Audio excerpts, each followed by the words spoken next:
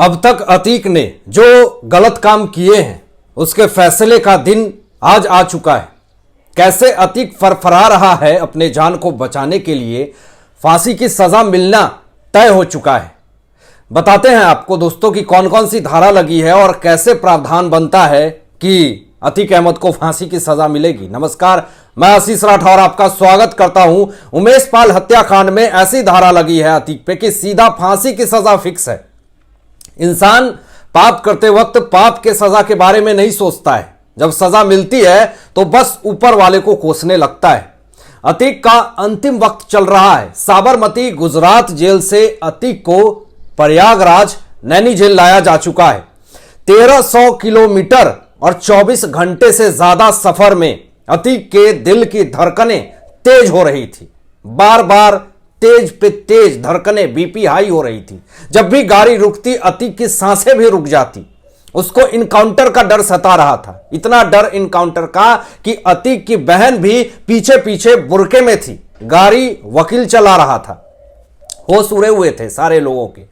अतीक और अशरफ के ऊपर अब ऐसी धारा लगी हुई है कि उस धारा में या तो आजीवन जेल हो सकता है, नहीं तो सीधा फांसी की सजा हो सकती है।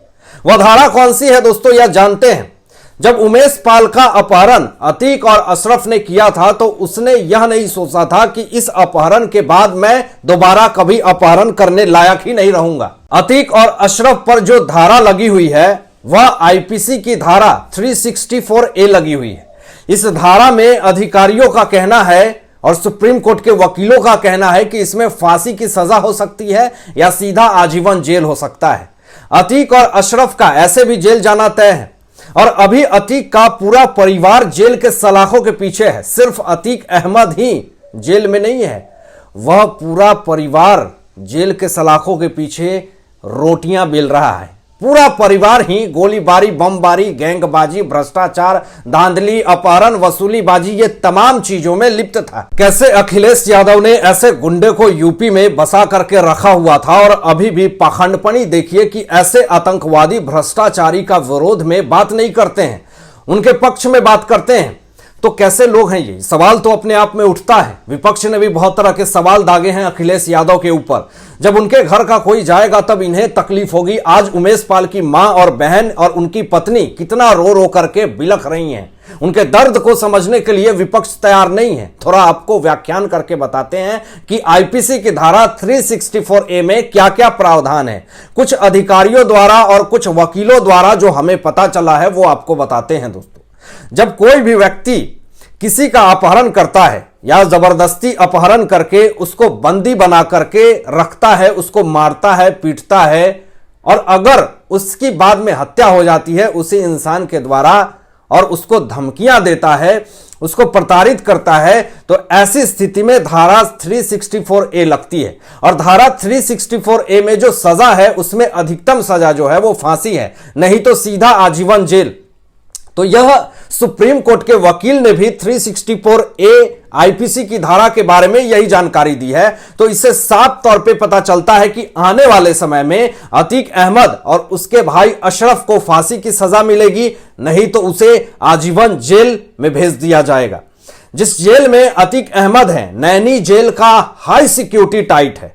16 से ज्यादा सीसीटीवी कैमरे हैं। जिस बैरक में अतीक को रखा गया है उसमें 30 लोगों की रहने की कैपेसिटी है, लेकिन अतीक अहमद को अकेला उसमें रखा गया है। खूंखार आतंकी की तरह वह चुपचाप बैठा हुआ है।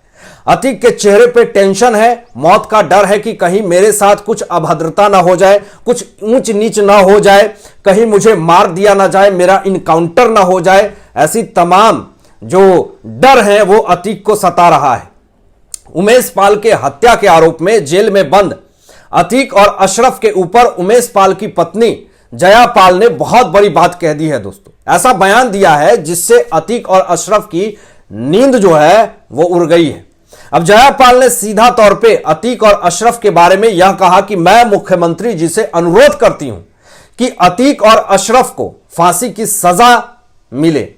यह पूरी तरीके से जया पाल ने योगी बाबा से अनुरोध किया है ताकि ऐसा सजा मिले अतीक और अशरफ को कि दोबारा यूपी में कोई दूसरा अतीक और अशरफ ना पैदा ले।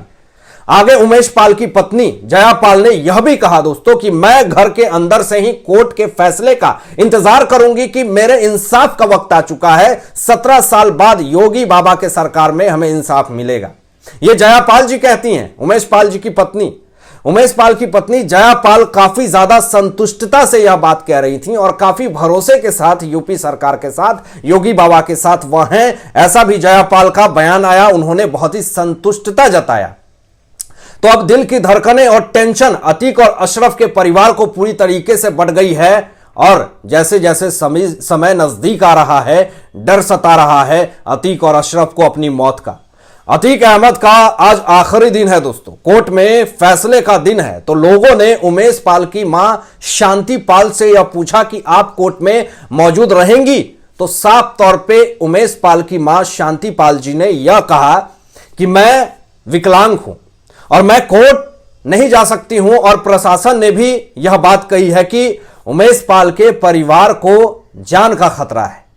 सिक्योरिटी पर्पस के लेकर के भी पुलिस हमेशा उनके आसपास रहती है, 24 घंटे उमेश पाल की मां शांति पाल के इर्द गिर्द ही रहती है ताकि अतीक अहमद के गुर्गे उनके ऊपर हमला न कर दे। तो जिस तरीके से बयान दे रही हैं शांति पाल जी, उमेश पाल की माताश्री, वो बार बार कह रही हैं कि अतीक अहमद को या तो फांसी की सजा हो, नहीं तो इनकाउंटर, मौत के बदले मौत। जैसे हम तड़प रहे हैं, बिलख रहे हैं, रो रहे हैं, अपने जवान बेटा को खो दिया हमने, आज बुढ़ापे का सहारा था वो, वैसे ही अतीक अहमद का पूरा परिवार खत्म होना चाहिए, बर्बाद होना चाहिए। उमेश पाल कलम की लड़ाई लड़ रहा था, गोली बंदूक बम बारूद बीच में क्यों आया?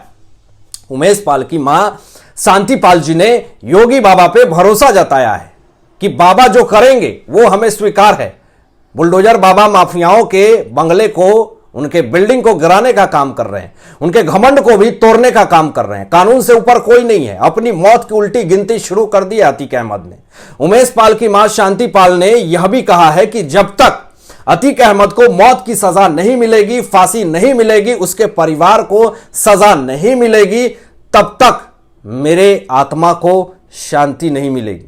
तो किस तरीके से उमेश पाल की पत्नी जया पाल और माताश्री शांति पाल जी ने जो बयान दिए हैं वो सब रिकॉर्ड हो रहा है, वो पब्लिक डोमेन में है, उसको योगी बाबा भी बहुत ही ध्यान से देख रहे हैं। आज कोर्ट की तरफ से जो फैसले आने हैं वो भी मैंने आपको बता दिया कि उन पे धारा आईपीसी की 364A लगा हुआ है। तो कोर्ट के फैसले का इंतजार है।